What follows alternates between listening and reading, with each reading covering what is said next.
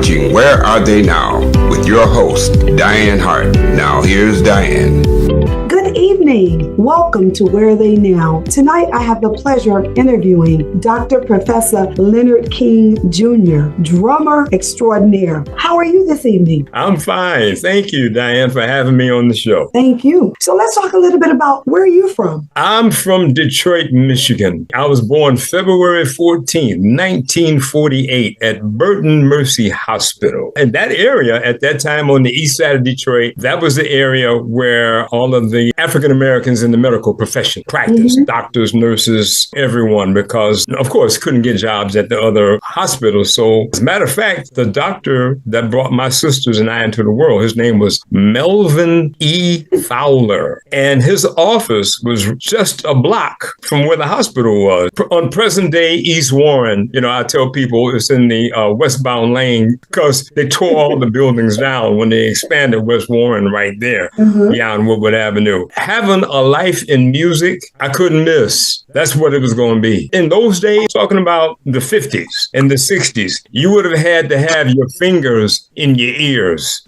not to be exposed to this music, that was going on all throughout the African American community. The spirit of that music captivated me, among others. I knew how it made me feel, right? Right. When I saw how it also made other people feel in different social gatherings, and when I say social gathering, it could be the living room of your home, or the basement, or another hall, or a larger event. To see people react to those sounds, vibrations, like, oh, no, that's my life. That's what I'm going to do. Okay. What school did you attend? I attended Francis G. Boynton Elementary School, which was located on South 4th Street at Visger Road in Downriver, Southwest Detroit. The area of Detroit that I grew up in was called the Tri-City area because that's where Detroit, Michigan, Ecorse, Michigan, and River Rouge, Michigan all converged right there at Visger Road. Let me just say this real quick, because I've heard a lot of interviews with a lot of different musicians. And of course, they acknowledge the places that they performed. And they say, well, I was gigging here and I was performing there and so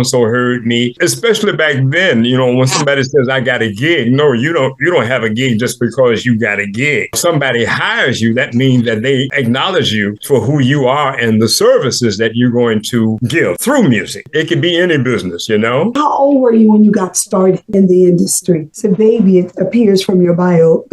I started taking drum lessons at age 9. Before that, I was already in. Speaking of that elementary school that you asked me about, so it was a free period in auditorium. And what I didn't realize until somebody told me just recently how that came to be, that was the time when a lot of teachers got together to go over their lesson plans. So some of the teachers would have all the kids in auditorium. And it's a stage in auditorium, right? I got to looking at that stage one day. I wanted to get up on that stage.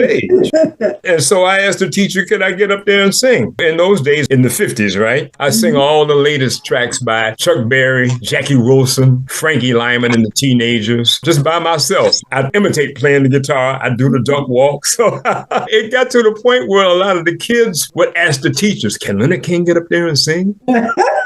You're already an entertainer.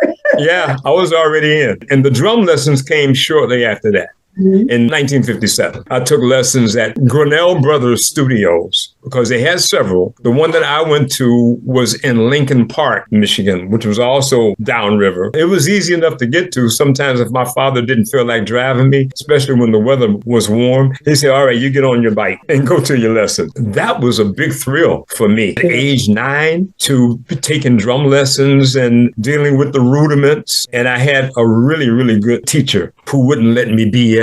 Oh, that's right. Because one time I didn't study. I'm listening to the records, so I want to do what I'm hearing on the records. So I didn't study the lesson. So I got to the lesson and he said, did you do your lesson? And I said, yes, sir. He said, okay, play. And I'm bloop, blop, bloop, bloop, blop, bloop, any old thing, right? He said, stop. I thought you said you practiced. I said, I did. He said, okay, go home and don't come back till you practice.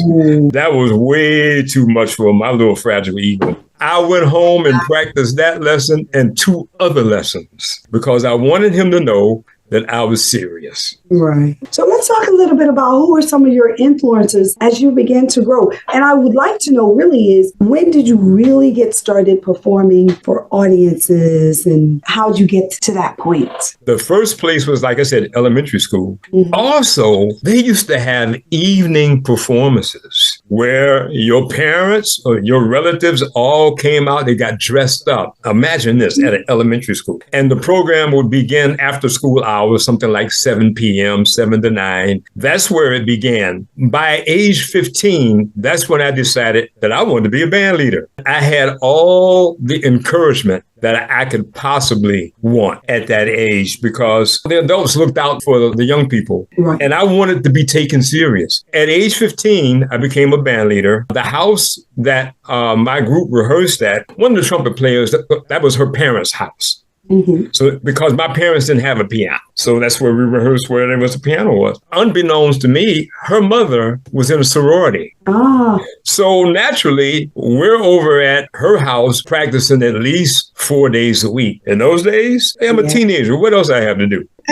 So she's listening to us mature. And then she came to me one day. She said, you know, I have a job for you, a gig. She told us where it was. She got permission from all of our parents to let them know that this was a special event that her sorority wanted us to play for. At that age, being in music was serious fun. I couldn't articulate it like that back then, but I knew. Right. We were hired to play. We did well enough where other people started requesting our services. Making money. I was just going to mention that. My father, L.C. King, his actual name was L.C. He was from Ellerville, Georgia. But when he got drafted during World War II, they told him, they said, well, you can't be in here with those initials. You have to give those initials names. So that's how he became Leonard Clyde King. My father told me, was always giving me pointers about how to deal with the public, how to deal with contracts. Mm-hmm. He told me, he said, look, if the engagement is from 9 p.m. to 2 a.m., which was common back then, he said, you fill out the contract. He said, in the first place, you get half in advance. He said, you take your break at midnight. Then you go collect the rest of the money. He said, now, if they act funny with the money, like they don't have it, he said, well, then you say, okay, fine, we go. Just like that. I only had problems maybe once or twice with someone saying, well, you know, I don't really have the money. I said, okay, no problem. We go. Right. One time, though, I'm a teenage band leader. Two of the teenagers are my brothers. So, you know, I got to deal with sibling stuff to be able to do what I have to do to get their respect. Because the other kids in the neighborhood, they're looking at us. You know, they're looking at the King brothers to see which way the wind is blowing. So on one gig, I dropped the ball when it came time to collect the money because I'm listening to these other teenagers. And you ain't no older than me. You can't tell me what to do. You know, and I let it get to me. My father came there to pick us up because I didn't have my driver's license then. And he said, did you get the money? I started, well, he said, no, did you get the money? I just didn't have an answer. He said, why didn't you get the money? And I gave this lame excuse about, well, you know, the guys in the band were saying this and that and this. And that look that my father would give me. First, he stared at me, and then he did this. No, that ain't it. So he said, well, who is the guy? So I pointed to the guy. So he went and got the money, but he came back and gave it to me. He didn't give it to the other guys, right? But he looked at me and he told me, he said, now look, when you show up, you take care of business. Do you hear me? He said, I bailed you out this time, but I'm not bailing you out again. And this is your last bailout. That's right. He didn't have to worry about me ever dropping the ball across the board, especially when it came time for payment. I know that's right. Well, we're going to take a break. When we come back, I'm going to ask you a little bit about this song. Okay. Happiness on the Other Side of 8 Mile Road.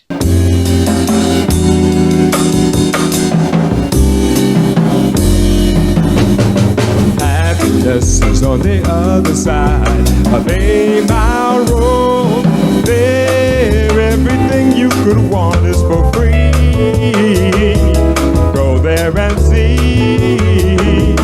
Hold out your hand. You can live off the land. Every day is divine sunshine that glows and glows. There is no such thing as right or wrong. Sing your own song.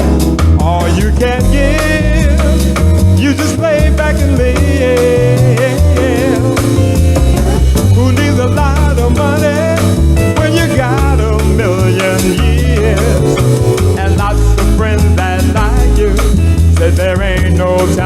for tears.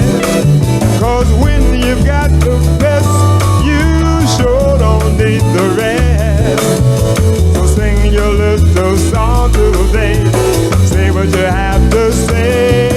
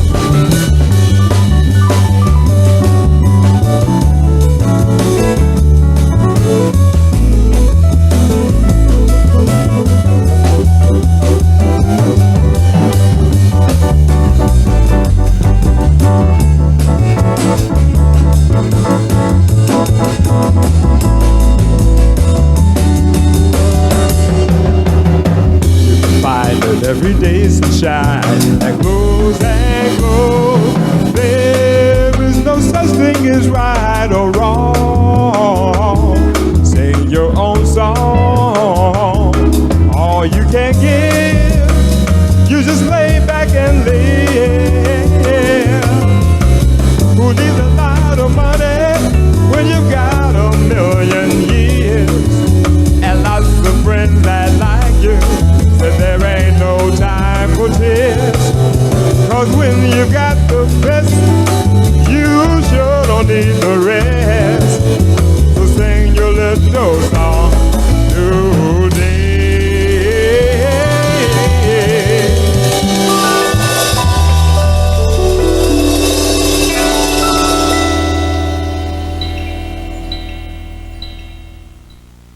Welcome back to Where Are They Now? I'm your host, Dianne Hart, and my special guest is Dr. Professor Leonard King Jr. What a bad jam that is. Tell me a little bit about what inspired that song. In Detroit, Michigan, like a lot of cities, there's always what I call the line of demarcation, in which this side of the line is supposed to be the best, and that side of the line is supposed to be the worst. Sometimes the line of demarcation in some cities has been defined by railroad tracks. True. In Detroit, it's like 8 Mile Road was one of those lines. I wrote that in the 1970s because I decided I'm going to mess people up. And I came up with the title, Happiness is on the Other Side of 8 Mile Road. And I wanted the song to sound as tropical as I could make it, like paradise. So when people ask me, what side are you talking about? And I go, yeah, you tell me. That's quite interesting. That's just my way of letting them know how silly those lines of demarcations are. Absolutely. Do you collaborate with others? On songwriting? As far as compositions, no. But of course, in terms of other musicians in the band, yeah. The way it works for songwriting, sometimes I hear what they used to call a ditty. It could be, now it's starting to nag me because I'm going, it's like, okay, I need to do something with that. Right. And so I'll sit down at the piano, even though I don't play piano, I still use it as a medium to compose. Slowly, of course, you know. But I always manage to get what I want. I'm always managed to be pleased with the end result. Yeah. And then when I hear the musicians play it, there's one thing to write it down on paper. And then when you hear it come back at you, it's like, Whoa. It's always a joy to hear my music coming back at me. Sure. Do you write for others? Not in general. There have been some people like guitarist, vocalist Johnny Bassett, when he was with us, who would call me up and say, hey, Leonard, I need another one. So sometimes I would write a couple of things specifically for him. So let me ask you this. Do you have any new music coming out? I issued 5 CDs this year. Oh. That's another thing that started with me as a child. At age 15, my father brought a tape recorder home and he had it up under the Christmas tree. And it wasn't earmarked for anybody in particular. I just took over. I used to take that tape recorder everywhere. And we did it to hear how we sounded, just so we could make improvements. Of course, that planted the seed. I got used to hearing myself on recordings. Right. So even later in life, when I started paying for studio time, a lot of times with the tape recorder, I record myself. I had an empty bedroom in a house I lived in one time, and I soundproofed it and everything. I had a nice reel-to-reel tape recorder back then and mixer. I've always recorded myself from the mid-60s on up to now. Okay. So we're going to take a break and we're going to hear another song, and it's called Surprised I Know. We'll be right back.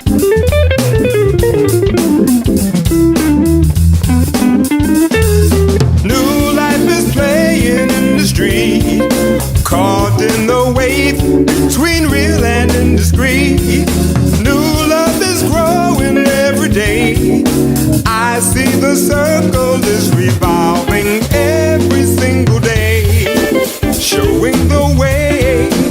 No need to say we're traveling 5 times the speed of light and sound. See you around, uptown, downtown. I'll meet you at the bottom line in just a time. Surprised I know what's on your mind.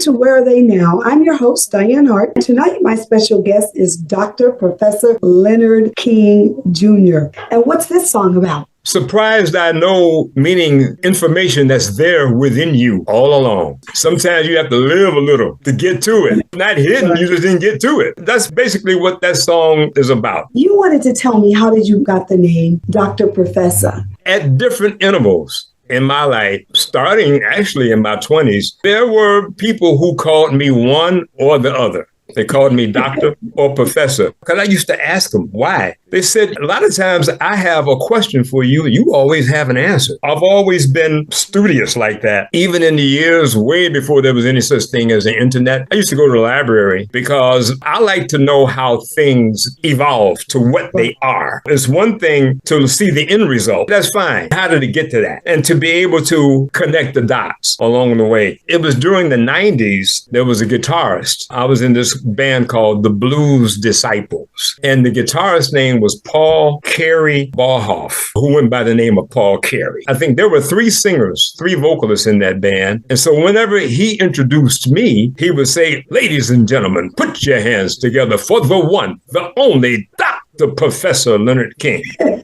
And he did it so much that other people started calling me Dr. Professor. I wasn't really comfortable at first with the acceptance of that. And I said that to my ex-wife back then. I said, I don't know about this Dr. Professor thing. She said, oh, no. You are Dr. Professor. And I'm going to tell you why. I said, huh? She said, if somebody asks you a question about something that happened in 1965, you'll answer it. You'll take them all the way back to 1576 and you'll connect all of the dots leading up to 1965, whereas most people will just answer the question like in 5 or 10 minutes. A half hour later, you still standing there talking and the people are still standing there listening to you. So you are Dr. Professor. I said, oh. What she said was exactly who you were. I heard that you started James Carter in the business. I was his second mentor, okay? Oh, okay. He met his first mentor through me. Yeah, James was with me at 15 up until he went to New York. He went out there and made a name for himself. In 1998, that's when he started calling me at different intervals. But in 2001, that's when I became a permanent member. I toured the world with him for the better part of 16 years. I do thank him, even though we don't work together, I do thank him for allowing me to develop an international reputation and get international experience, because it's a great thing when you travel outside of your hometown and you run into people who know a lot about you and they've never been to Detroit. That's awesome. Let me ask you this. What social platforms can your fans find you on? YouTube, Spotify, Bandcamp, CD Baby, definitely Facebook. And they will find you under Dr. Professor? Dr. Professor Leonard King. On Facebook, I'm Leonard King. Okay. We want to make sure they can find you quite easily. You would never believe that at one time, I didn't want to have anything to do with a computer. I went back to school in 2000. I took time off in 1974 because I knew what I wanted to do in life. And being in school at that time wasn't getting me in the direction where I wanted to go. So I thought, okay, I'll pick back up on this later on. When I got back up on it, the internet had become a reality. I got accepted at Union Institute. The chapter that I studied under was in Cincinnati, Ohio. I was in a program of what they call distance learning online. Just because you're taking your courses online, you can't be BSing. It worked out because, I was touring. So I wasn't able to sit into a brick and mortar classroom. So I would take my assignments on the road with me. That's how I became adept at using the computer, because that was the only way I could go to school as a distance learner. What kind of advice would you give to up-and-coming individuals that want to be just like the Dr. Professor? Here's some of the best advice I could give. Number one, pay attention to everything and stop staring at your cell phone for a while in order to do that, because I don't come from that era. People gazing into the cell phone. I do believe we are starting to lose that mother wit, that peripheral vision, because we're so glued in one direction. For young people starting out in music, I tell them, take business courses along with music. You can't do like I did when I first started out. I can't do it like when I first started out. That's why I started my own production company. I'm giving my own events. So I tell them, take music, fine. Start being business-minded. Go down to your local city hall and register as a business. You also determine what the goals of the business are. And at the core of that should be employment, not just for you, but for others. We're in an era now where we just can't be focused on music alone. And I think that musicians who are more business-minded, who are able to deal with contracts, who are able to speak the language of business will fare a lot better. So that's my advice. That's very good advice. Yeah. So I thank you for that. I have one last question I'd like to ask you about. Are you promoting any shows right now? You have any shows coming up? I decided several years ago that I needed to get into a rental situation to be able to pay for the venue in order to be able to control the outcome. My production company is called Lyman Woodard Organization for the Arts, named after the organist pianist Lyman Woodard. There was one group of mine that's called Proportional Orchestra, 4 upright bass players, guitar, and myself. Totally unique. And we're going to play the music of Howlin' Wolf, Booker T and the MGs, Honky Tonk, Bill Doggett. I haven't played Honky Tonk in years.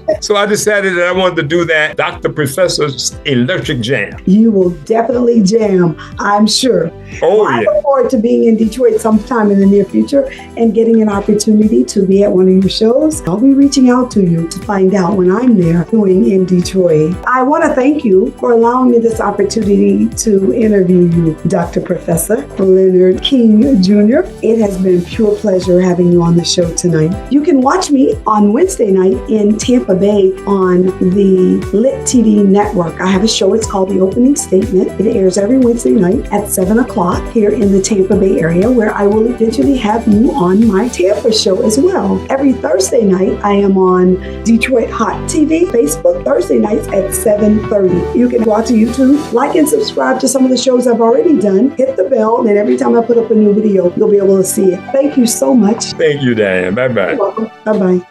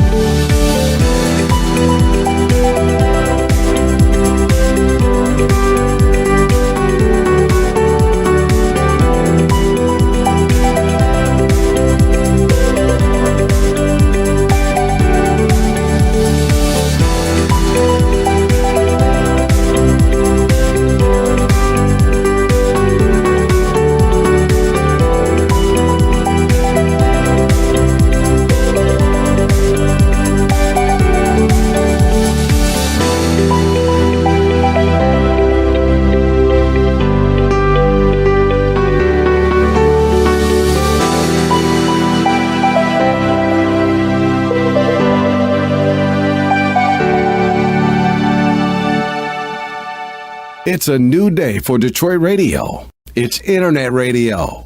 Make sure you're streaming in your car. Terrestrial radio can't do what we do because we are setting a new standard in Detroit. The best Detroit artists are here, along with all your national favorites.